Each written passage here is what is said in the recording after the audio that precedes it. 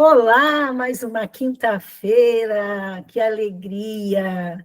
Gente, meu coração está assim, imagino de vocês, com tantas novidades que nós temos aqui hoje, nessa noite. Então, com essa alegria já de cara, né? Desejar a todos aqui que sejam muito, mas muito bem-vindos nesse encontro fraternal, nesse encontro de família, e a reunião entre dores, né? Que viemos aqui por questões de dores da alma, encontramos tanta alegria, tanta felicidade, e isso é muito bom, que isso faz parte da vida, né? Esses momentos que nós temos, que são bálsamo para a nossa alma.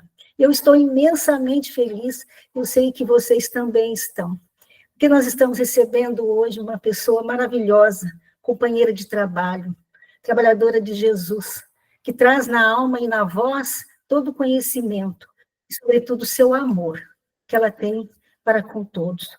Então, nós agradecemos muito mesmo por essa noite. Agradecemos também porque ela trouxe um amigo muito querido, Benito, que está aqui na sala, que já conversamos um pouquinho, que faz um trabalho belíssimo. Que Deus o abençoe muito, viu? E a todos vocês aqui. O coração realmente hoje vai ter que segurar um pouquinho, né? Então, nós estamos hoje no 185º encontro com Elza Missano. Ela já esteve conosco 3 vezes, né? A primeira vez, aquela oportunidade linda lá em setembro de 2023, em que fizemos a surpresa, que o Elahá esteve conosco também, presenteando tantas pessoas aqui, que tanto nos pediam, né? Queria conhecê-lo, e no fim, conhecer a Elza e o Elahá juntos. Então, já foi um brinde à nossa felicidade, de alegria, dizendo a nós a espiritualidade, que esse encontro, que esse momento que a gente se dedica no final da noite de quinta-feira é bálsamo para a nossa vida, para a nossa alma. Depois ela esteve conosco em março, 29 de março de 24, trazendo uma temática belíssima, que é nossa, que é estruturante para o nosso ser, que é a fé. E saímos ali, né, com aquelas vibrações nos céus, e dormimos assim como anjinhos. E depois, em 2025, em fevereiro, dia 7 de fevereiro, ela falou sobre Jesus, acalma as almas, acalma a tempestade. Uma temática maravilhosa. Só o título já nos reporta isto, né? E hoje, ela vem falar o próximo em nós. É interessante, né, que ela não disse nós e o próximo, ela disse o próximo e nós. Então, com vocês, a Elza Missano. E, mais uma vez, muito obrigada, viu? Meus queridos amigos, que alegria poder estarmos juntos. Rosana, só me conta o tempo aí, por favor, amiga, para eu cronometrar aqui, para a gente poder depois fazer aquele bate-papo, né? O tempo que você precisar, você viu que eu nem precisei fazer a prece, porque foi tão envolvida por amor aqui, que a prece já foi feita. É verdade. O tempo que você quiser, minha amiga. De qualquer forma, eu vou ficar olhando aqui direitinho, para que depois a gente possa fazer aquele bate-papo fraterno, né, que a gente sempre faz aqui no finalzinho. Mas, legal. Meus amigos, que Jesus aqueça os nossos corações, para que o solo permeável desse nosso coração, ele receba essas sementes do Evangelho, que a gente possa multiplicar, né, como plantinhas com ânsia de céu, em seguida, jornadeando até o sol. É uma alegria muito grande poder voltar, ser recebida com tanto carinho, né? Como diz Jesus a Pedro, Pedro, as grandes amizades já nascem velhas. Eu acho que é isso que acontece conosco quando a gente se reúne, encontra amigos queridos assim. A Rosana falou uma coisa tão interessante, gente, e que eu observo nesse grupo também. A gente tem muitas mães, não é? E aí não é à toa que eram as mães que procuravam Chico, né? Para receber as cartas e os afagos dos seus entes queridos, dos seus seres amados, dos seus filhos. E eu lembro, e eu queria falar um pouquinho disso antes da gente começar a falar sobre o próximo e nós, que é interessante porque falar dessa temática sobre o amor, né? Sobre o amor da mãe, porque Emmanuel vai dizer para a gente que o amor de mãe é o amor que mais toca o amor caridade, o amor ágape. Porque os gregos, eles faziam uma gradação do amor, né? Ele diz que no início o amor rústico é o que eles chamam do amor porneia, que é um amor que ainda você não consegue enxergar o outro. É um amor onde você quer ser amado, mas você não se incomoda se o outro está bem, se o outro também está sendo amado, se o outro está numa condição confortável. Você só quer ser amado, você se importa somente com você. Esse é o que chamam de amor porneia, que é um amor rústico, é um amor de início, né? E esse amor de início, ele, na verdade, está tudo certo com esse amor quando é um amor, por exemplo, de um bebê por sua mãe. Porque o bebê, quando o bebezinho, quando ele nasce, ele acha que a mãe é um prolongamento dele, né? Então, ele não pergunta se a mãe está cansada, se a mãe pode atender naquele momento, ele vai chorar, ele vai berrar, até a mãe dar o seio para ele ser saciado na alimentação, na amamentação, né? Então, não há problema no amor porneia. Só há problema quando a gente cresce, fica com 30, 40, 50 anos e acha que o outro é o seio da mãe, que o outro está ali para nos servir, né? Então, esse amor é o primeiro, porneia. Depois vem um amor que os gregos chamam do amor eros, que é o amor da posse, né? Eu amo o outro porque eu domino o outro é meu, né? Eu tenho posse sobre o outro. É um amor ainda muito rebuscado de sensualidade. Quem não lembra aqui aquela passagem que Humberto de Campos fala sobre a vendedora de aromas, né? A vendedora de aromas era uma mulher linda e ela encontra Jesus. E quando ela encontra Jesus, ela, Humberto de Campos chama ela pela psicografia de Chico, de vendedora de aromas, porque era como chamavam as mulheres que vendiam o corpo naquela época. Então, eles chamam vendedores de aromas, né? E aí, ela encontra Jesus e ela se apaixona por Jesus. Mas um amor eros, né? Aquele amor era o único amor que ela conhecia. Então, o magnetismo de Jesus era tão forte para ela que ela se apaixona por Jesus. E aí ela diz assim, mestre, peregrino, como vê, sou muito bonita, tenho uma pele de pêssego, os cabelos maravilhosos, né? Não quer entrar na minha cabana? Poderei passar óleo nos teus cabelos, né? Lavar os teus pés? E Jesus olha para ela e diz, hoje não, minha irmã, amanhã quem sabe. Ela diz, mas peregrino, tem outras pessoas que podem servir aos seus discípulos, aos seus seguidores, entrem, podem todos entrar na tenda, e Jesus diz, hoje não, amanhã quem sabe. E segue a viagem dele.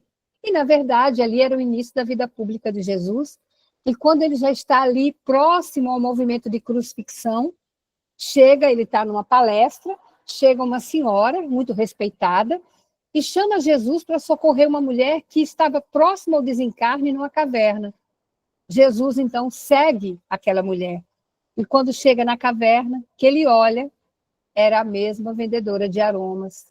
E ela olha para Jesus e diz assim, mas só agora que tu viestes, peregrino, que eu não tenho mais a pele de pêssego, quase não tenho mais cabelo, o meu nariz já foi carcomido pela lepra, só agora que tu viestes. E ele olha para ela e diz, porque descubro uma luz em teu olhar e procedo assim por te amar. Então, naquele momento, Jesus, então, devolve para ela um amor que é diferente, que não é o amor eros, e que naquele momento ela houvera conhecido também. Então, é uma gradação de amor. No final, a gente vai ter o amor filia, que é o amor fraterno, onde eu já consigo enxergar o outro, e, finalmente, o amor ágape, que é esse que a mãe quase toca. Ela não toca totalmente, porque o amor ágape é o amor que ela sente pela sua cria, pelo seu filho, mas que ela deveria sentir pela humanidade, que um dia nós sentiremos pela humanidade inteira. Então, por enquanto, a gente é assim. Tem uma festa de aniversário, nossos filhos estão lá fora, de repente alguém ouve um grito, um choro, as mães todas correm para ver, aí quando observam que não é o seu filho, o que é que a gente faz? Ai, graças a Deus não foi o meu, mas foi o filho da outra, não é? Então, esse amor ainda não é ágape, mas é quase ágape. Porque se de repente uma mãe está com seu filho e entra um assaltante na casa, a primeira coisa que ela faz é o quê? Prostrar-se na frente do seu filho, posicionar-se à frente do seu filho. E se aquele assaltante ali atingir com um projétil, aquele projétil atinge a mãe, não atinge o seu filho. E a mãe, embora sangrando, atingida por um projétil, chama o SAMU chega. Qual é a primeira coisa que essa mãe vai perguntar ao socorrista? Eu estou bem? Eu vou morrer? Não. E o meu filho? Eu protegi? Ele está bem? E quando finalmente o socorrista diz, está tudo bem com o seu filho, sabe o que essa mãezinha vai dizer? Graças a Deus. Então, esse é um início de um amor ágape. É por isso, Rosana, que, perdoe-me, os paizinhos também estão presentes, nossos amigos, mas é por isso que nós estamos com a casa repleta de mães, né? Dessas almas queridas, ansiosas por amor, porque já conhecem, já experimentaram, né, esse amor ágape. E por experimentarem, é a mesma coisa do filho pródigo, né? Quando ele se afasta da casa do pai, ele cai em si e quer voltar, porque ele sabe que a alegria é estar perto desse amor maior, estando pertinho de Jesus. Compreendemos essa toada que a vida nos impõe, né? Ora, um coração que bate em dois mundos, né? É um coração especial. Então, que essas mães recebam luzes nesse momento da espiritualidade amiga, confortando esse coração dolorido, né? Dolorido. Os judeus, à época, quando perdiam um ente amado, ninguém perde, né, gente? Nós não perdemos. Mas quando o ente amado antecedia o plano espiritual, eles rasgavam as suas vestes. Passavam um período ali com aquelas vestes rotas, depois eles coziam, costuravam as vestes, né? E é impressionante, porque aí eles iam para a sinagoga, mas com as vestes costuradas. Ou seja, já não sangra mais, mas a cicatriz está no lugar, né?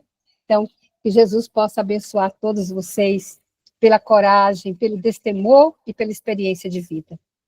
E como a gente vai falar do próximo em nós, gente, eu vou falar exatamente, eu quero trazer aqui uma passagem que a gente conhece muito, que é a passagem do bom samaritano, mas eu quero trazer de uma forma diferente. Quero que todo mundo comece aqui a trazer um pouquinho dessa parábola de Jesus para a nossa vida. Eu quero que vocês comecem a perceber o antes da parábola. O antes da parábola é interessante porque Jesus ele está em Jerusalém, na verdade, não, Jesus está na Galileia e ele quer ir para Jerusalém. E é interessante, a gente vai imaginar aqui o mapa da Palestina. É muito fácil, gente, é assim, ó, Galileia fica aqui é o mapa. A Galileia fica aqui. Olha, Jô, tá vendo? Que Deus lhe abençoe, minha amiga. A Galileia fica aqui no norte, no meio fica Samaria e aqui embaixo fica Jerusalém, tá bom? Então, a Galileia, a cidade, né? O local que chama Galileia na verdade, ela é tida como uma região ali onde as pessoas são humildes, são simples, viviam da terra, viviam da pesca. A Samaria, que ficava no meinho, era um local que foi invadido por vários povos, né? E por ser invadido por vários povos, eles flertaram com vários deuses, né? Então, não eram muito bem vistos pelos judeus, nem da Galileia, nem de Jerusalém, porque achavam que eles eram hereges, porque eles acabaram flertando com vários povos. E embaixo ficava Jerusalém, no sul, onde tinha o Templo de Salomão, e, portanto, essa cidade era tida como uma cidade espiritual, né? Então, vamos lá, Jesus está aqui, ó, na Galileia. O que acontece? Porque o judeu não gostava de samaritano, aí o que acontece? Quando eles iam fazer esse deslocamento da Galileia para Jerusalém, eles evitavam ir pelo meio para não cruzar Samaria, e eles iam margeando o Vale do Jordão. Eles iam margeando o Jordão. Essa região também aqui é desértica, é árida, então eles preferiam estar no fresquinho, margeando ali o rio. Aí Jesus diz assim: eu vou para Jerusalém, pessoal, mas eu quero passar pela Samaria. Aí os discípulos não entendem: Senhor, por quê? O caminho é mais longo, é deserto. Além disso, a gente é capaz de topar com o samaritano, e eu não quero me encontrar com o samaritano. Mas Jesus insiste: eu devo passar pela Samaria. E assim eles fazem. E quando eles chegam na Samaria, eles chegam cansados, com fome. Jesus estava cansado da viagem. E aí João e Tiago vão atrás de uma hospedaria. Vocês sabem que João e Tiago eram pessoas maravilhosas, de um coração incrivelmente apegados a Jesus, né? Mas eles eram dóceis. Será, gente? Jesus apelidava-os de filhos do trovão, né? Então, o que eles fazem? Entram na Samaria, chegam lá vestidos de judeu, samaritano, aqui não tem lugar para vocês, não. Batem tudo quanto é hospedaria, ninguém dá hospedagem. Aí eles voltam para Jesus e dizem assim, Senhor, o Senhor sabe que é uma heresia muito grande no deserto, não dá abrigo para aquele que está peregrinando no deserto. Eles não deram abrigo para a gente. Eu disse ao Senhor para não entrar pela Samaria. Agora o Senhor faz o seguinte, faz o que está escrito, manda descer fogo do céu e mata esses samaritanos todos por causa da heresia deles. Aí Jesus diz assim, o Filho do Homem veio para a vida e não para a morte. E seguem viagem. E chegam a Jerusalém. Minhas amigas e meus amigos, será que a gente está falando aqui só de deslocamento físico? Se fosse isso, não tinha a menor importância. A gente até esqueceria as palavras de Mateus, a palavra que está dita no Evangelho. A gente não teria importância. Esse deslocamento de Jesus para Galiléia e Jerusalém, Jerusalém para Galiléia, que ele fez tantas e tantas vezes. Por que está no Evangelho? Por que está no Evangelho essa passagem desse deslocamento de Jesus? Por quê? Por que será que... Por que Lucas traz isso para nós, né? É só para falar desse deslocamento? Não. Agora vamos trazer para a nossa vida, tá? Eu disse a vocês que os judeus não se davam com os samaritanos. Isso significa dizer que eles não enfrentavam a Samaria. Eles pegavam um caminho largo, que era o caminho do Jordão. Vamos supor que nós temos a nossa Samaria. Todos nós temos a nossa Samaria. Nós temos a nossa Samaria dos vícios, nós temos a nossa Samaria de flertes com outros deuses. Como assim? Eu sou monoteísta? É mesmo? E o Deus do dinheiro? E o Deus da falta de fé? E o Deus da desconfiança? E o Deus do não perdão? E o Deus da não benevolência, da não misericórdia, da não indulgência? E o Deus da beleza? Não é? Então, nós também temos uma região de Samaria no nosso coração. E Jesus está pedindo aqui que nós façamos esse deslocamento enfrentando essa região desértica que existe dentro de nós. E aí vai a cereja do bolo. Ninguém consegue ir para Jerusalém espiritual sem abraçar Samaria, sem reconhecer a região desértica que existe dentro de cada um de nós. Essa região ela fica muito mais acesa quando a gente passa por tribulações. Porque no momento das tribulações, é no momento em que nós, muitas vezes, precisamos reconhecer as nossas trevas íntimas. Porque no momento das tribulações, meus amigos e minhas amigas, é o momento em que nós vamos dar o nosso testemunho de fé para o Cristo. De que nós partimos, sim, de uma Galileia da humildade, do reconhecimento de dizer, sim, ainda tenho vícios, ainda tenho dificuldades, ainda enfrento tribulações, mas devo abraçar a minha região desértica. Guimarães Rosa tem uma passagem no livro Grande Sertão Veredas, que ele diz assim, nós temos que sair do sertão, mas só se sai do sertão tomando conta dele adentro. Ou a gente enfrenta o nosso deserto íntimo, ou a gente enfrenta a nossa Samaria, a nossa dificuldade, até o nosso momento de sofrer. Sim, porque ele vem, a gente já falou isso aqui, quando Jesus diz assim, quem ouve as minhas palavras e as pratica, edifica a sua casa sobre a rocha. Vem a chuva, vem a torrente, vem a tempestade e a casa está firme. Mas quem ouve as minhas palavras e não as pratica, edifica a sua casa sobre a areia. Vem a chuva, vem a torrente, vem a tempestade e grande é a queda da casa. Vamos lá. Chuva, torrente e tempestade vem para as duas casas. Então não adianta dizer assim, mas eu sou boazinha, eu sou bonzinho, eu sou espírita, eu sou católica, eu sou evangélica, eu já pratico o evangelho no lar, eu já faço... A tribulação vem. Porque é normal. Jesus não disse, eu tende bom ânimo, no mundo tereis aflições, mas tende bom ânimo, eu venci o mundo. O problema é que a gente pensa que ele está dizendo eu venci no mundo. Jesus não venceu no mundo, ele venceu o mundo. É diferente, gente. Vencer o mundo íntimo é passar pela Samaria íntima. É aceitar que ainda temos quedas, que ainda temos dificuldades, que ainda enfrentamos turbulência. E o problema não está na turbulência, na chuva, na torrente, na tempestade, está onde eu edifico a minha casa mental, aonde eu ancoro o meu coração. Porque nós nos transformamos naquilo que a gente cultua. Não tenham dúvida disso. Lá no Antigo Testamento tem a história de Ló. Ló é sobrinho de Abraão. Ló se separa de Abraão, vai viver em Sodoma. E aí ele está lá em Sodoma, chegam 2 anjos e diz para ele assim, é o seguinte, Ló, Sodoma está vivendo em perdição. Sodoma era rica em sal. Sal era alguma coisa que valia muito dinheiro naquela época, né? Daí vem salário, soldo, né? Então valia muito dinheiro, era dinheiro puro. Então eles eram muito apegados a isso, né?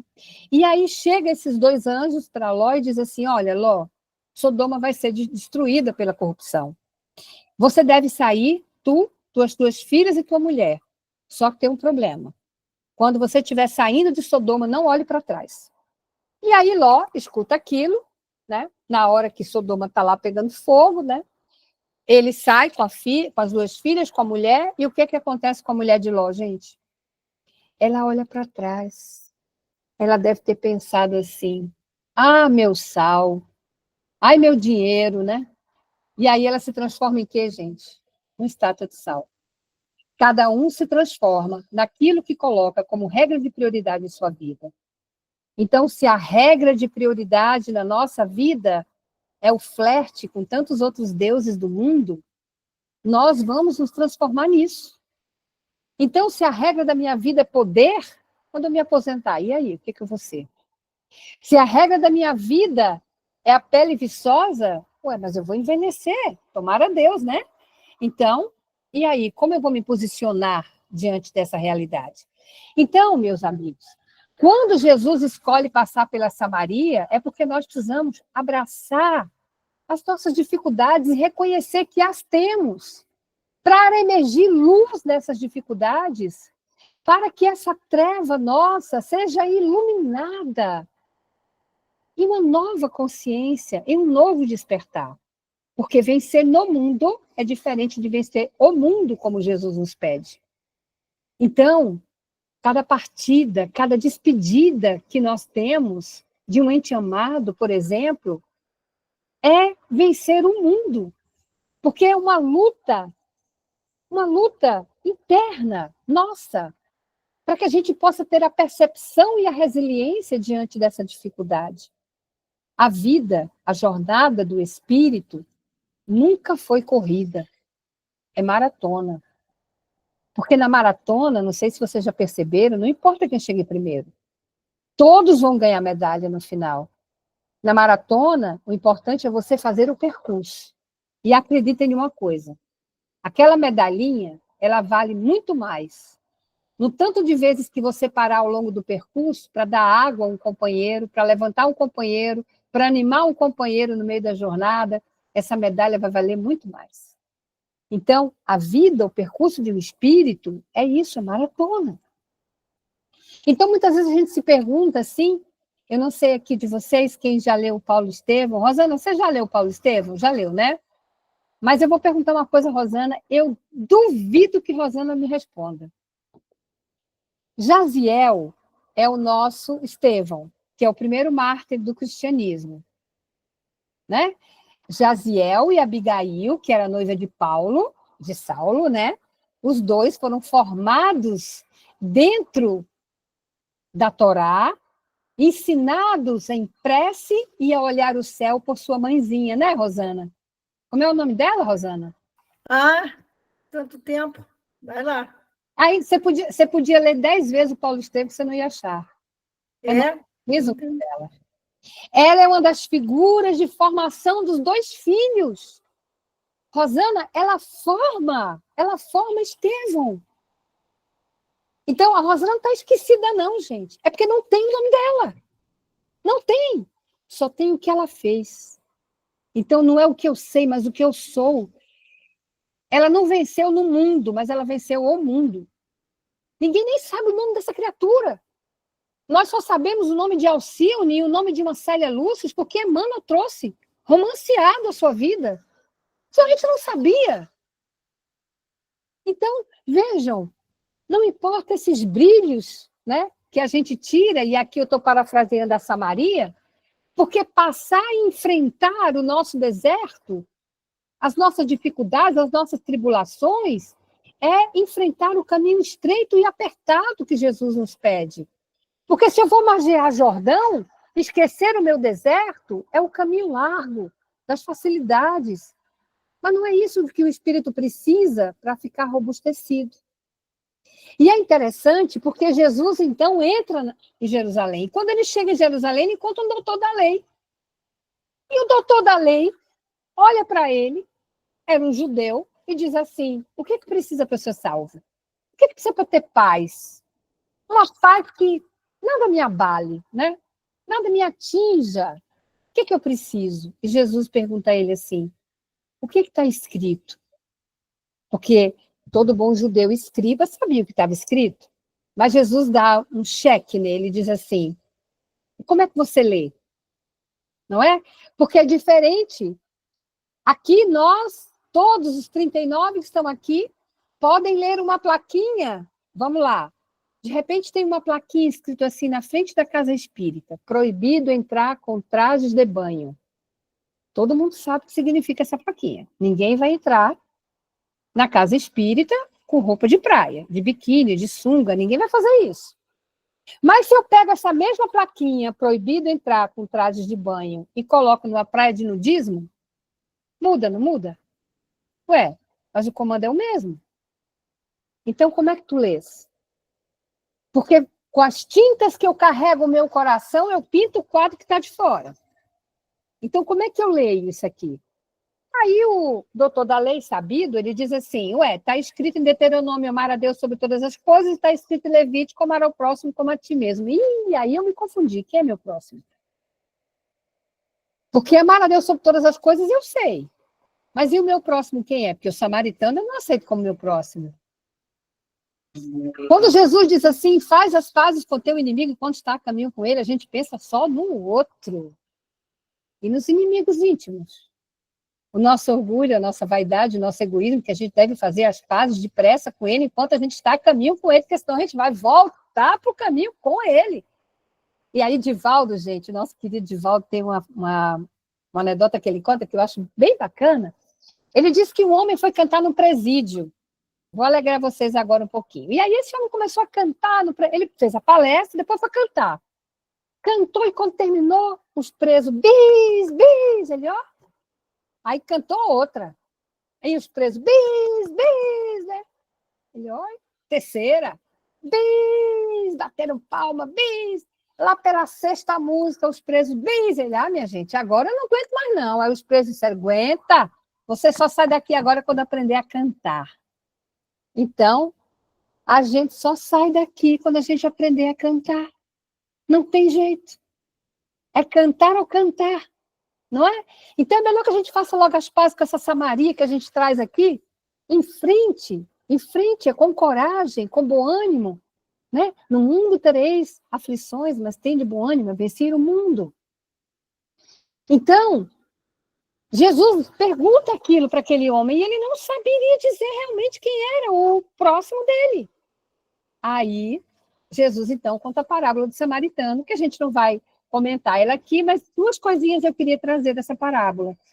Ele diz que o homem vinha de Jerusalém a Jericó, descia, né, de Jerusalém a Jericó, foi atacado por salteadores, ficou morto, quase morto, estirado na estrada, deixaram o homem nu, tiraram o veste, tiraram tudo.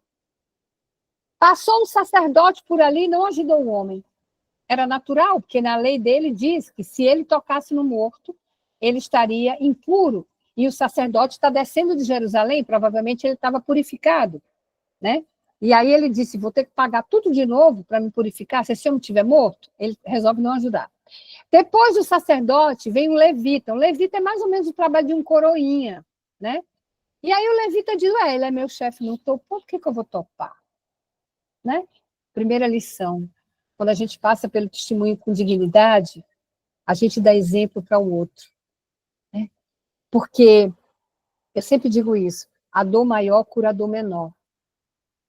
Então, quando a gente se vê envolto, né, envolto nas nossas dificuldades, a gente sempre vai encontrar alguém à frente que está passando por um sofrimento, por uma dor que é maior do que a nossa. Aí, quando a gente estende a mão, a nossa dor se torna menor. Então, nesse momento, ninguém ajuda esse homem. Aí vem um samaritano, logo o samaritano, que nem o doutor da lei gosta, nem João e Tiago, que diz que era para descer fogo do céu. O samaritano, então, vem com azeite e vinho, vem com atadura, se move de compaixão por aquele homem. E aí vem uma coisa que eu quero falar para vocês. Se eu tomar um corte aqui, vai sangrar.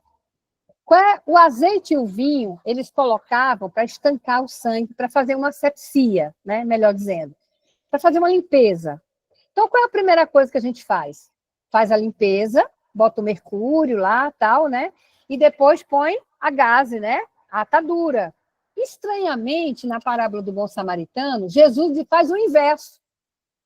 Ele diz que o homem põe a atadura e depois derrama o azeite e o vinho. Ué, por que isso?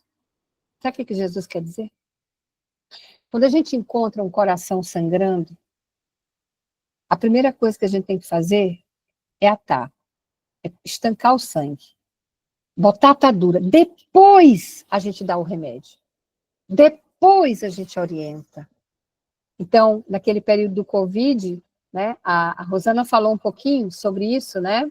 Iniciou esse grupo aqui com a mãe, não é, Rosana? Cujo filho desencarnou pelo Covid. Eu vi algumas pessoas falar isso, gente, às vezes eu perdia meu réu primário de espírita, porque eu ficava aqui chateada. Quando a pessoa dizia assim, mas olha, fulano morreu desencarnado porque o mundo está em transição, e aí quem não estiver vibrando com a vibração do planeta vai sair. Como é que você diz isso para uma mãe cujo filho desencarnou do Covid? Como é que você diz isso para um filho cuja mãe desencarnou do Covid? Olha, tua mãe desencarnou porque ela não está vibrando com a vibração do planeta. Isso é desumano. Isso não existe, isso não é real. Muitos desencarnaram pelo Covid saudáveis. E muitos ficaram porque ainda precisa completar o seu conteúdo de convalescência. E aí, quando a gente chegar lá, encontrar com o filho, com a mãe, com o tio, com o pai, que chegou lá, meu filho, você demorou tanto, né? Você demorou tanto. Porque a situação inverte, gente. Inverte. A gente não tem esses olhos de ver ainda, mas no plano espiritual funciona da seguinte forma. Eu e Rosana estamos desencarnadas, estamos na erraticidade, porque ainda não somos missionárias, então eu e Rosana estamos lá. Eu olho para a Rosana e digo, Rosana, eu tenho uma notícia para te dar, você vai ficar muito feliz. Ela, e o que houve? Eu, olha, nós vamos voltar, amiga, e você vai ser minha mãe. Olha que coisa mais maravilhosa. Aí Rosana, Elza, que bom. Quantos anos eu vou ter, Elza? Você olhou no planejamento da gente? Ih, Rosana, você vai desencarnar com 90 anos. É isso mesmo, né? E você, Elza? Olha, só 5 anos, Rosana. Que maravilha, Elza. Aí a gente reencarna, eu sou filhinha da Rosana. 5 anos eu contraio uma patologia, desencarno e a Rosana não aceita. Muda. O nosso olhar não consegue ainda compreender isso, mas o nosso coração sente. E por isso, a gente costura rapidinho aquela roupa. A cicatriz fica, porque o elo de amorosidade, de amor, é muito grande por aquele ser. Mas a gente sente. Por isso, gente, por isso, tudo fica diferente.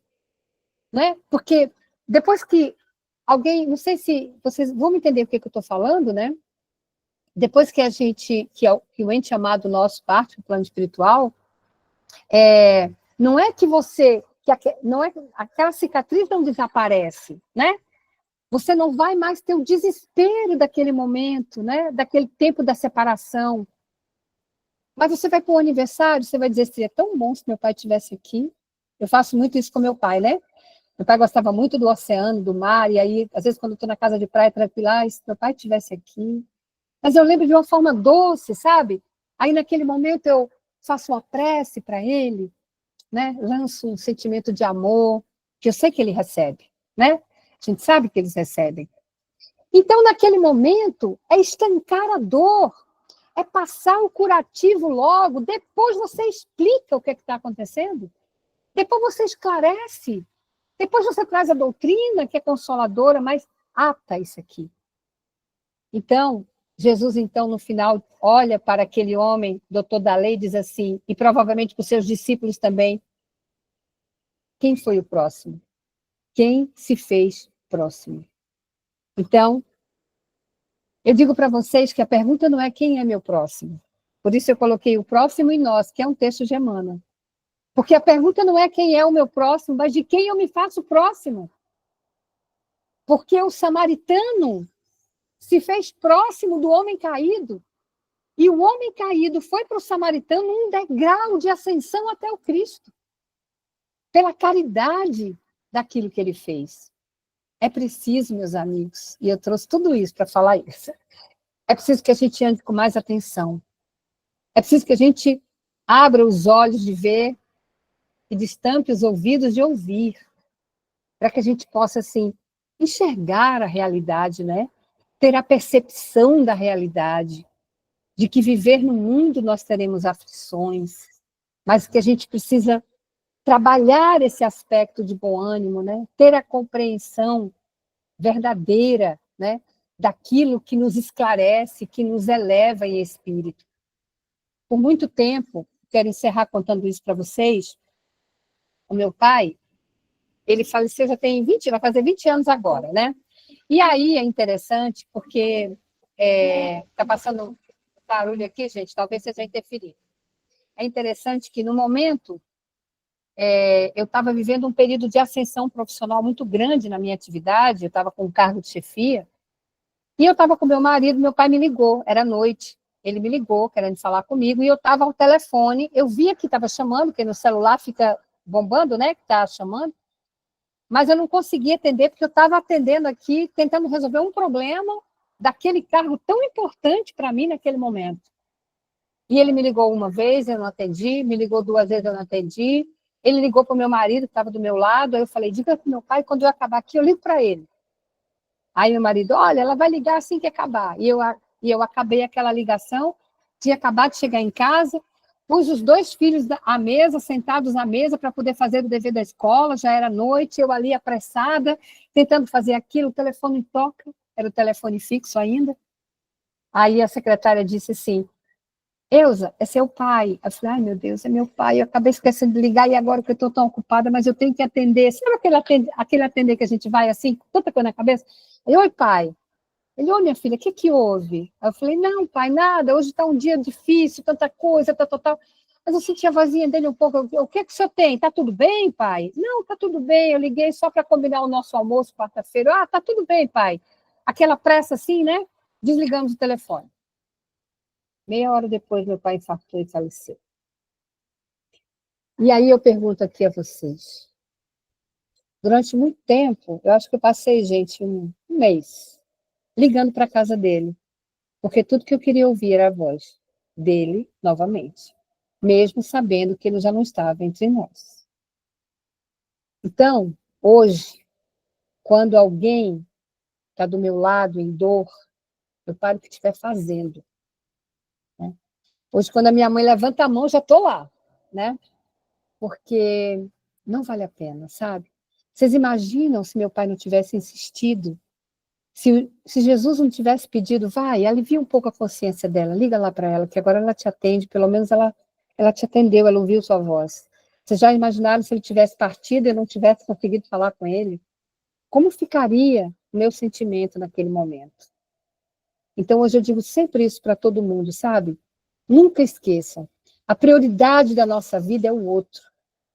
A prioridade da nossa vida é aquele a que a gente se faz próximo, que pode ser alguém que está do nosso lado, da nossa família, ou pode ser aquele algoz que está ali nos atentando, mas que muitas das vezes é aquela tentação que nos chega, e nos diz Tiago em sua carta, bem-aventurado o homem que é tentado, é aquela tentação que nos chega, que nos faz mais próximo de Jesus, porque nos ensina a ter paciência e resiliência. Então, esses momentos, e eu fecho aqui com o texto de Emmanuel que está lá no livro Fonte Viva, acho que é o primeiro capítulo, ele diz assim, quem olha o céu de relance não consegue divisar o brilho das estrelas, e quem não abre a acústica misteriosa do coração não consegue compreender a maviosa sinfonia do Cristo. Nós precisamos estar mais atentos para aquilo que nos cerca, para os nossos vivos encarnados e os nossos vivos desencarnados. Porque até para isso nós somos pessimistas, né? Às vezes, outro dia eu cheguei para um amigo e disse assim, ele falou, mas os espíritos influenciam a gente? A mesma pergunta de Kardec, né? Aí eu falei, às vezes ele dirige. Amigo, valei-me Nossa Senhora. Eu falei, por que você só pensa no obsessor? Por que você não pensa no benfeitor? E diz, graças a Deus, tem horas que o benfeitor me dirige? A gente é pessimista, né? Então a gente precisa, gente, olhar o céu de relance para divisar as estrelas. Porque as estrelas, conforme o prefácio do Evangelho segundo o Espiritismo, simbolicamente são os Espíritos do Senhor puros e redimidos que estão a nos mostrar o caminho que nos leva ao Pai. Então, muita paz a todos vocês.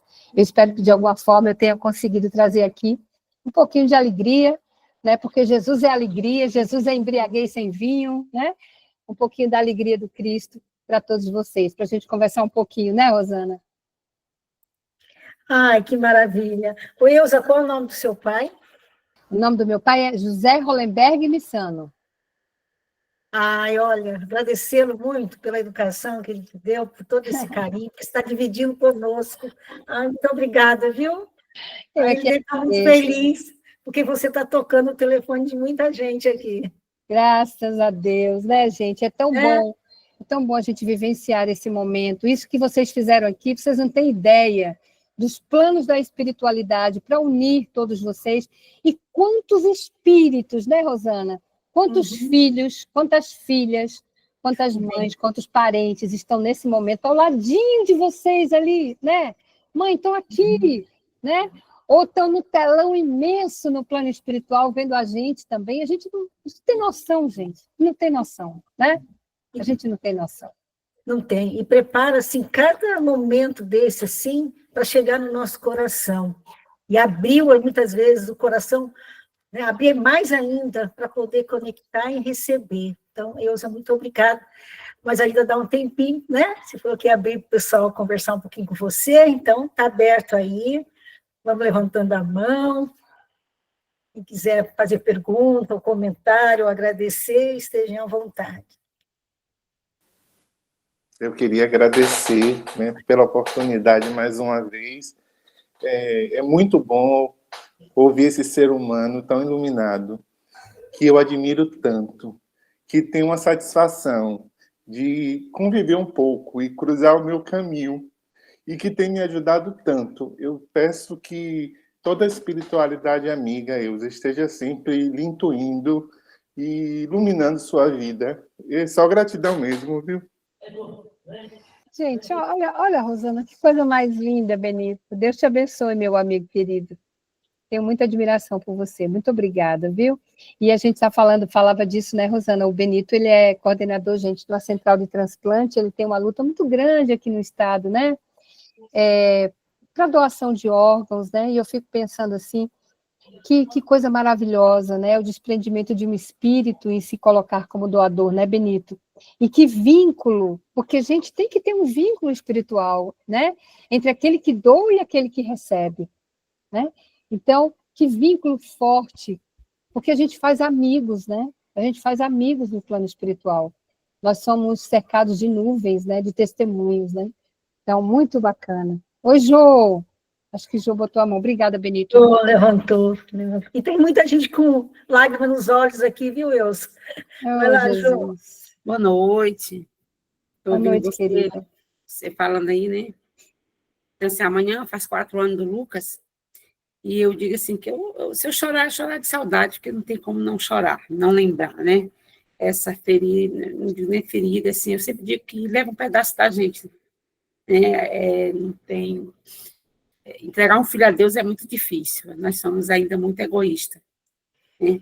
Mas quando você diz assim, hoje a minha preocupação é servir o próximo. Depois eu vou mandar um vídeo para vocês, que eu estou assim, encantada. Eu consegui 179 cestas, estou dividindo entre os bairros, com o nome do projeto social, que leva o nome do meu filho, Lucas Maranhão. Eu digo 4 anos que a gente está fazendo bem. Quando eu falo a gente, é os amigos do meu filho, pessoas que se apaixonam pelo projeto. Porque, assim, como eu sou artista, eu sempre levo a arte. E eu sempre digo assim para as mães, não sei se eu falo certo, que elas cuidem dos seus filhos, que elas amem seus filhos, que elas sigam o caminho, mostre o caminho certo, né? Conhecer esse Jesus tão lindo, tão maravilhoso, que é o que nos fortalece, né? E que se um dia o filho dela partir primeiro do que elas, chorar de saudade, mas não de remorso. E saber que a gente fez o nosso papel, né? Você falando da história, eu lembro que no dia que eu sempre, quando o Lucas ia sair, eu ia atrás dele. Não, aí nesse dia, assim, mãe, toda vez que meus amigos chegam, a senhora chega. Não, aí nesse dia, tá bom, eu vou postar. Eu ia fazer a apresentação e ele ia para esse açude com os amigos, estava muito feliz. E aí eu disse assim, meu Deus, por que? Aí eu fiquei, por que eu não fui, como sempre eu fazia naquele dia, eu não fui, não fiz o que eu fiz, quero dizer, meu filho, deixa eu ver quem é que vai contigo, não sei o quê, eu sabia quem iria com ele. Mas a gente vai entendendo os planos de Deus, né? Às vezes, essa semana de férias, eu programei uma coisa, que eu ia passando isso com minha filha, e Deus programou outra. Não, você vai trabalhar por bem, você vai lá, ficar 13 dias lá na exposição, recebendo alimento para fazer a ação. E aí, um dos amigos da minha filha disse, nossa, Lívia, eu sinto uma paz tão grande quando eu venho ajudar nesse projeto. Jô, deixa eu te fazer uma pergunta, minha amiga. Pode fazer. Você tinha esse projeto antes do Lucas? Não, o Lucas, ele começou com o sopão, entregando com os moradores de rua, e ele todo feliz, né? Ele entregava o sopão, e ele no bairro aqui, que todo mundo tem medo desse Mas bairro. Você estava no sopão? Não, só ajudei ele para comprar as coisas. Aí, quando você já pensou que ele foi um missionário para você, minha amiga? A gente conhece uma amiga assim, né, Benito? Aí, quando ele faleceu, os amigos juntaram e disseram assim, não, tia, vamos fazer um projeto, vamos colocar o nome do projeto social Lucas Maranhão, porque ele dizia assim, Lucas Maranhão, mamãe, eu só tenho que me chamar Lucas Maranhão, a força do Nordeste. Que lindo. E aí, hoje, essa camisa que a gente usa, foi ele que desenhou esse pássaro de liberdade, e o slogan é, enxergar o próximo te dará liberdade de voar e servir por amor. Jô, tem orgulho desse filho, Jô, que maravilha. Assim, olha, o Benito sabe de que eu estou falando. Eu tenho uma grande amiga aqui, que é amiga comum do Benito também. A filha desencarnou com 18 anos. Tá? Ela estava de plantão no dia, a filha foi a uma festa, né? E voltou com o namorado, ela não pôde buscar, ela voltou com o namorado, houve um acidente, a filha desencarnou, só a filha com 18 anos. E ela se culpava muito, porque além da saudade da filha, tinha o fato dela não ter ido buscar a filha naquele dia, né? Ela teve um encontro, Rosana, com a Célia, né? E a pergunta que a Célia fez para ela foi assim, minha filha, você se culpa, né? Você acredita em Deus? Aí ela disse, acredito. Deus também falhou?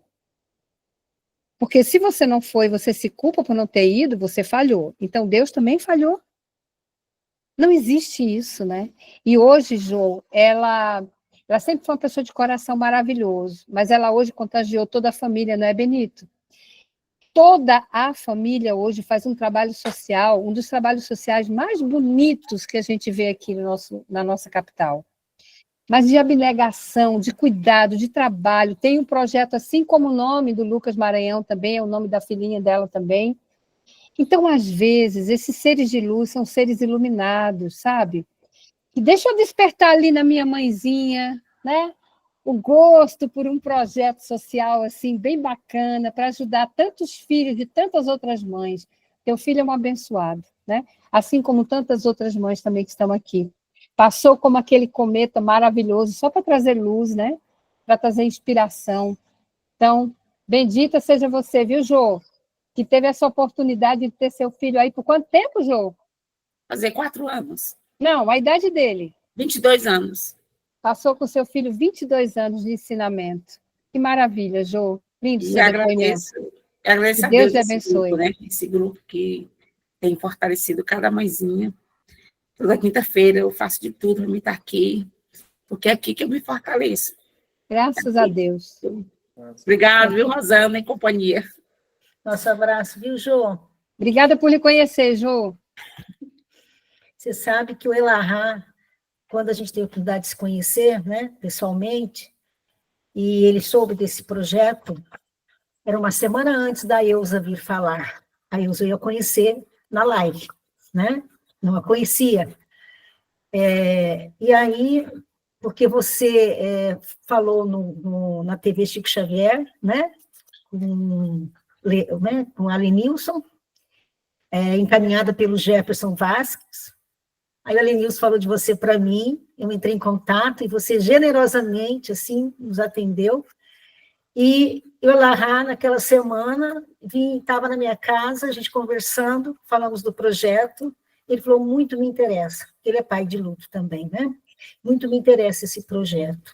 E a gente sabe da vida louca do Elahá, né? Da agenda dele, não é? A gente sabe, quem conhece sabe muito bem. O homem mal dorme. E aí ele falou, quando é o seu... Eu estava almoçando, quando é o seu encontro? Eu falei, quinta-noite. Quinta-feira eu vou entrar. Eu quase infartei, né? Como quinta-feira vai entrar, hein?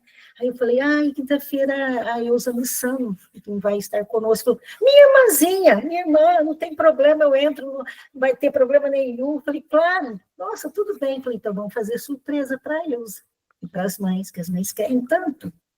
Aí ele vira para mim e fala assim, lá, né, pela conversa, me conta, você também é mãe de luto, né, para esse projeto? Eu disse para ele, não, Elahá, eu não sou uma mãe de luto, não nessa encarnação. Ele falou, o que aconteceu na sua vida? Né? Qual foi a chavinha? Eu falei, eu acho que foi o câncer. 2 câncer, uma recidiva. Ele só fez assim para mim, ele entendeu. Gente, a dor ajuda a crescer, ajuda a gente a pegar essa chave.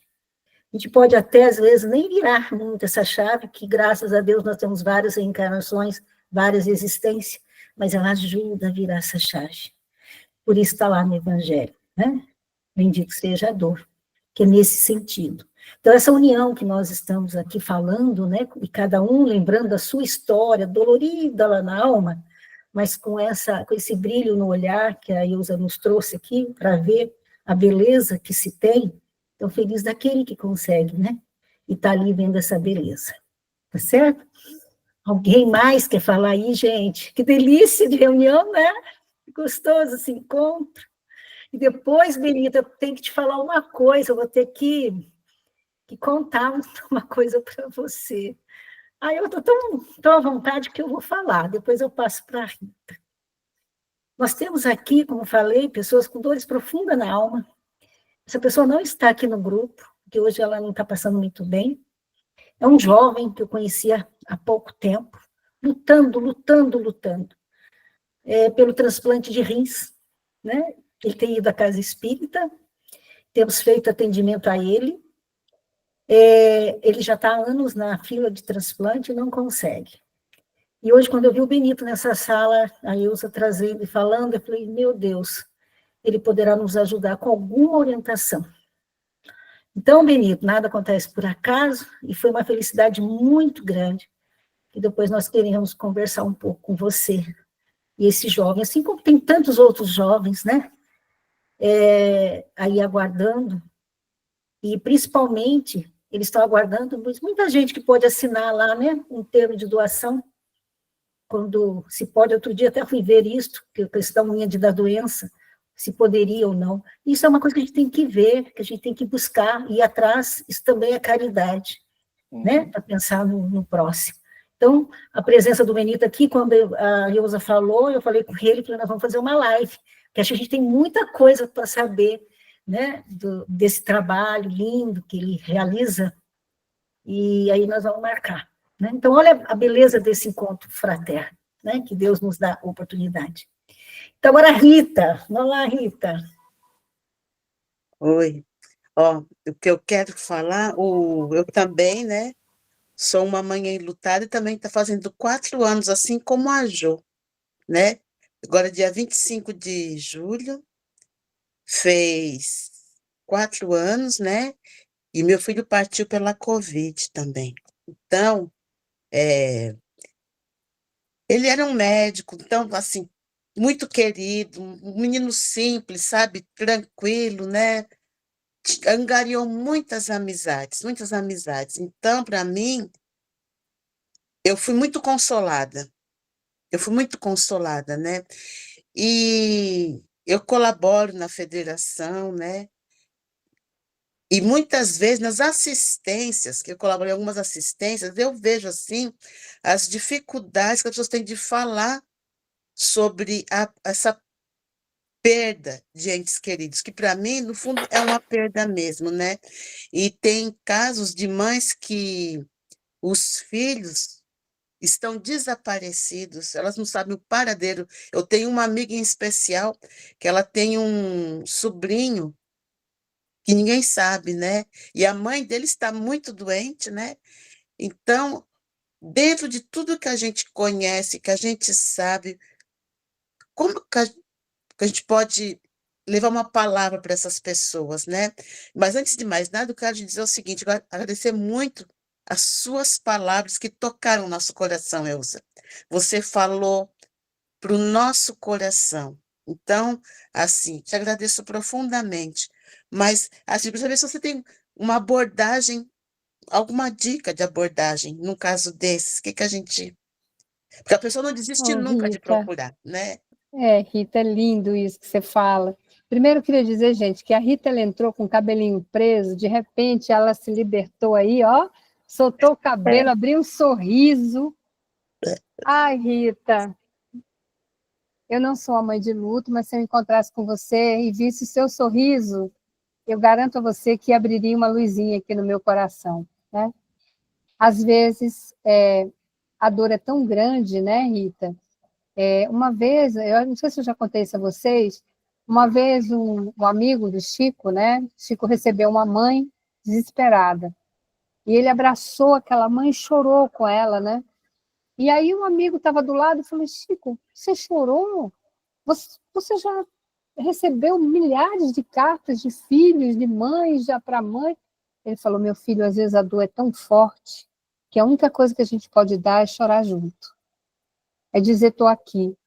Então, assim, sabe, Rita, eu acho que o depoimento, eu sempre digo isso, quando a gente está passando por uma dor, a Rosana diz assim, a dor me transformou, porque você se deixou transformar. Porque a gente, Emmanuel tem um texto que ele diz assim, a pior cegueira é aquela que leva a gente para a noite da rebeldia e da ignorância. É quando a gente se revolta, né? E quando a gente tenta lutar contra Deus, porque a gente não conhece aquela realidade, a gente não sabe quais são os planos dele para a nossa vida. Então, é o que a Jo disse. Eu sei, Rita, que às vezes dá vontade de chorar, às vezes vem aquele choro profundo de saudade, né? Do cheiro, da presença, do abraço, do aconchego. A gente lembra de tudo, né? Da mãozinha, do dedo do pé, de tudo, né? Mas aí logo, logo a gente raciona aquilo e a gente passa a compreender e dizer, meu filho, o choro é de saudade, né? O choro é de saudade. Então é isso, sabe, Rita? Eu acho que a gente estar junto. Grupos como esse são fundamentais, porque aqui todo mundo se nutre.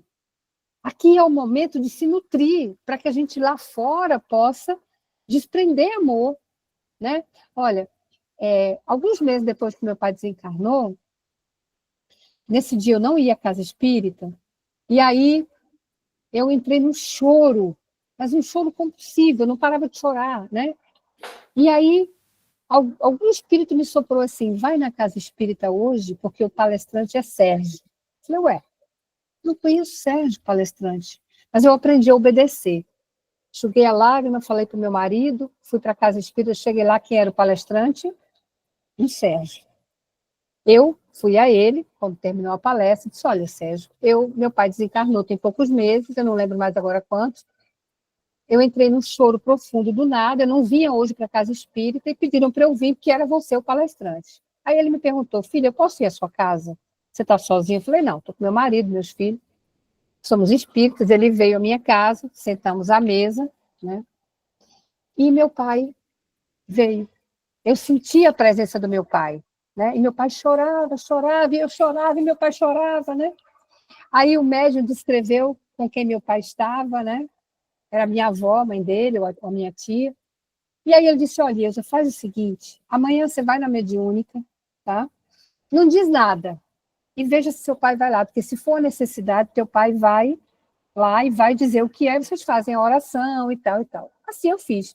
Não conhecia ninguém, fui para a mediúnica à noite, não senti nada. Quando eu estou saindo, um médium amigo me procura, não sabia de nada, olha para mim e fala assim, Ilza, sentiu seu pai? Eu falei, não. Ele teve aqui?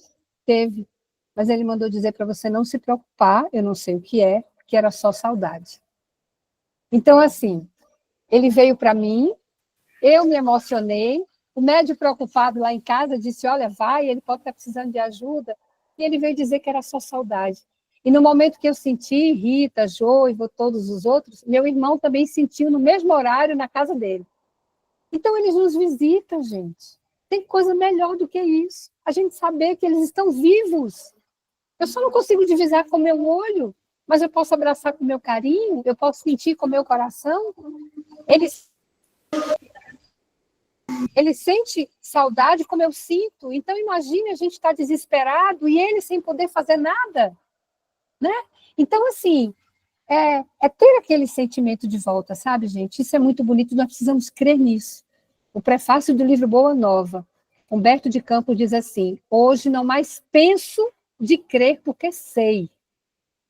A gente não pode mais nem pensar em crer, a gente sabe que eles estão aqui, né?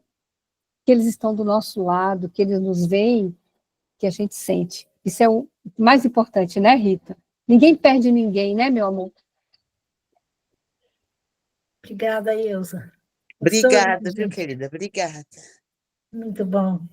Nós estamos chegando aqui na hora, mas ainda dá tempo, se alguém ainda quiser falar.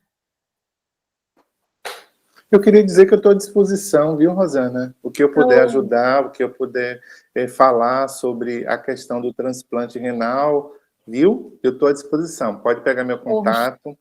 E aí gente, a espiritualidade é bendita mesmo, né? É demais, né, Elza? É bendita com esse Benito, porque, olha, ele pediu para mim, ele foi no meu Instagram, pediu, me dá um link. Benita, quanto tempo a gente não se encontra assim, né? Em exposição virtual? Tem um tempinho, Deus, meu amigo.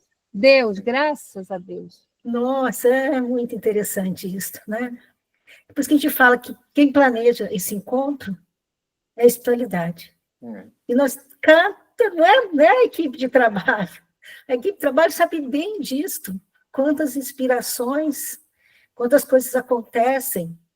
E a gente só vai se fortalecendo. É impressionante, é impressionante. O trabalho de Jesus é muito gratificante, muito gratificante. Como a gente se sente bem, como a gente se sente iluminado, como a gente percebe a presença dos amigos benfeitores do nosso lado, dizendo, é isto, vocês precisam não crer, mas saber que somos imortais, que eles cuidam de nós. Juliane, agora é você, minha querida. Oi, boa noite. Só aproveitando, gostaria de aproveitar o gancho da Rita, que o que aconteceu comigo, quando eu tive a notícia da passagem, eu sou mãe enlutada de 2 filhos, Ilza, e quando eu tive a notícia, eu não estava na minha cidade, eles estavam, e eu estava a caminho da minha cidade, né? E na hora me veio uma mãe enlutada. Eu senti muita necessidade de falar com essa mãe, que era a única mãe que eu conhecia, que eu não conhecia pessoalmente, mas que eu tinha notícia mais próximo de mim. E como essa mãe eu acompanhava pelas redes sociais, ela tinha 4 anos de luto, eu via que ela trabalhava, que ela viajava, que ela tinha uma vida aparentemente, né, embora eu falo que o luto a gente nunca vai superar, porque não é um obstáculo, a gente não vai pular, mas eu via que ela conseguia ter uma vida aparentemente, né, viver a vida dela. Então, eu pensava assim, se ela teve o luto e ela consegue trabalhar, viajar, fazer as coisas normais, eu senti, a caminho da minha cidade, eu tentei falar com essa mãe, porque eu falei assim, ela podia, eu queria ouvir qualquer palavra, nem que ela falasse, ó, é, você vai conseguir, nem que ela falasse, você vai, porque na hora você acha que você não vai conseguir mais nada na sua vida, né? Você vai trabalhar, um dia você vai trabalhar, um dia você vai conseguir entrar num supermercado, um dia você vai conseguir entrar numa farmácia, um dia você vai fazer alguma coisa normal, porque naquele momento a gente acha que não vai conseguir fazer mais nada. Então, nem que ela falasse só isso para mim, eu queria ouvir. E na minha tentativa de falar com ela, o marido dela falou para mim assim, ela não está preparada para falar com você, ela não está preparada para falar, ela não elaborou o luto ainda, e ela não vai falar com você.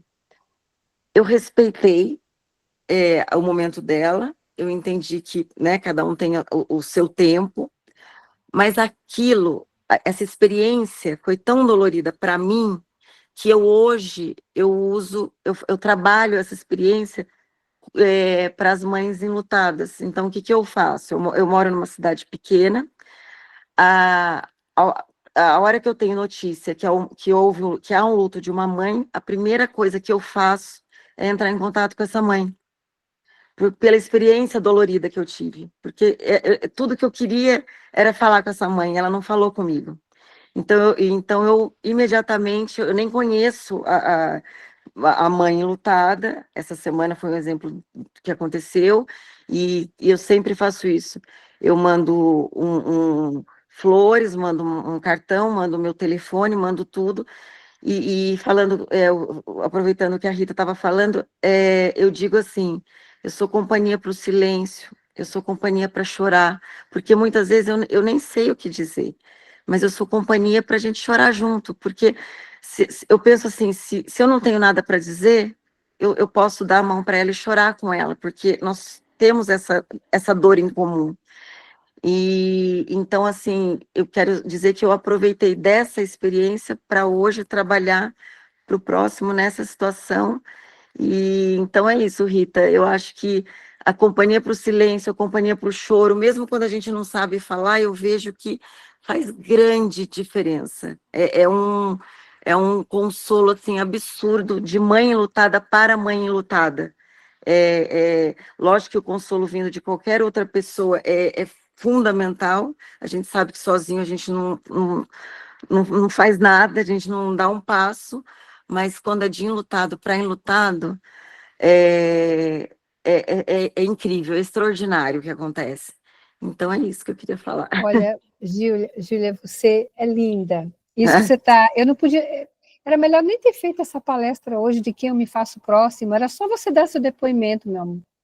Que coisa linda. Sabe o que você está dizendo? O que Jesus diz para a gente. Ele fala exatamente isso, né? Ele diz exatamente isso, para que nós nos façamos próximos do outro. Então ele está dizendo isso, olha, eu venci o mundo, você também pode. Né? Eu sou guia e modelo. Então, assim, vocês vão ter tribulações. O que ele fez é o que você está fazendo. Lógico, a gente está fazendo num plano menor, né? Ele é governador espiritual do planeta, mas é exatamente isso. Olha, o que você está dizendo para o outro, olha, eu consegui, você também vai conseguir. Olha, dói, olha, sangra, vai ter dias que não vai ser legal, né? Mas a gente vai vencer. Então, isso é lindo. Olha, Rosana, você me chama para aqui para eu chorar, para eu me alimentar, sabe? Eu vou levar teu exemplo, Júlia. Lógico que eu não vou falar o teu nome, mas eu vou levar teu exemplo para o Congresso de Alagoas, porque eu vou falar sobre amor, eu vou falar sobre luz. E o que você falou aqui foi uma coisa linda, não é, Rita, Jô, todas vocês, sabe? Olha, Um exemplo foi sim, muito maravilhoso. obrigada, Juliane, foi lindo. Olha, uma vez perguntaram assim ao Chico, o Chico levava, guardava as proporções, o Chico levava a cestinha básica, dava o dinheirinho ali, né, para as pessoas necessitadas. Ah, Chico, você não acha que é melhor ensinar a pescar do que dar o peixe? Ele disse assim, eu acho. Mas, meu filho, tem algumas pessoas que não conseguem ter força para pegar na vara de pescar. Na hora que a dor forte chega, a gente não tem força, gente. Tudo que a gente quer é que alguém sustente a vara de pescar com a gente, né? Ou então, já me deu peixe assado, por Deus do céu. Depois vocês me ensinam, né? Por isso que eu falei de atar e depois fazer a asepsia. Então, gente, 15 exemplos lindos que a Rita, que a Jo, que a Júlia deu, né? E eu vou carregar no meu coração para sempre. Muito obrigada, viu? Obrigada, Ilza. Nessa sala a gente também entra para consolar e é consolado, né? É a grandeza do coração do Mestre Jesus, todos nós aqui consolamos e somos consolados. E nós vamos para a nossa prece, adoraria imensamente continuar, mas eu tenho certeza que a Ilza vai nos contemplar com mais uma live aí no decorrer da possibilidade da agenda dela, né? A gente espera carinhosamente por essa oportunidade. E daí podemos, assim, ela falar um pouco e uma grande roda de conversa, que acho que vai ser bem edificante, bem gostoso para todos nós, não é? Então, eu quero demais. aproveitar a oportunidade, Rosana. A gente podia, né, Benito, se você tiver quando você tiver um agendamento, fala comigo, eu vou pedir para vocês ouvirem essa amiga nossa comum, a minha e do Benito, ela tem hoje ela é expositora espírita e ela é maravilhosa. Eu queria muito que ela pudesse compartilhar. Ela tem uma palestra que ela fala só sobre o desencarne da filha. É linda. E eu gostaria muito. Eu acho que iria ajudar bastante a todas nós. Nós juntos aqui, eu viria também no dia e ela faria esse explanação. Nossa, mas, olha, vão gostar muito. Fechado então. Fechado. A gente só vai marcar o dia que vocês podem. Vamos sim, vamos sim. Combinadíssimo. Olha que bom. Ai, muito bom mesmo. Agora, nós vamos para a nossa prece, que a gente tem muito a agradecer essa noite, né, gente? Muito mesmo. A gente comentou, então, que a gente vai dormir que nem um anjinho, né? Então, vamos pedir agora para o Gustavo fazer a prece para a gente. Por favor, Gustavo. Depois disso tudo, será que eu consigo? Gustavo, não estamos ouvindo. Você está de fone? Tira o fone só para ver, que às vezes dá diferença. Agora estão? Agora sim. Então vamos lá. Estava falando, será que depois disso tudo eu consigo? Opa! Vamos agradecer, né? Hoje lá no centro, a gente estava falando que a doutrina, sobretudo nas grandes dores, no primeiro momento, aquele colo de mãe que nos pega com toda a nossa fragilidade e nos leva, aliviando, acalmando as dores. E daí a gente vem para cá e é essa irmã que está aqui com a gente hoje, essa irmã querida que traz essa energia de mãe, a quem a gente muito agradece, porque traz aquela energia de acolher mesmo, de pôr no colo, de tocar, e de nos trazer essa mensagem de que nós estamos juntos para superar todas as nossas lutas, todos os desafios da nossa evolução. E nesse espírito de energia materna, uma energia tão poderosa, cada mãezinha do grupo, que cada coração que está com saudade, como bem o Chico falava, né, que a prece de uma mãe rompe as portas do céu, cada mãezinha sinta que as portas do céu estão abertas para que seus filhos, todos aqueles que estão continuando a caminhada no plano espiritual, possam estar conosco, possam enviar sua energia, seu carinho, possamos nós também sentir e emanar e agradecer as oportunidades que Deus nos permite. Gratidão sempre, Senhor.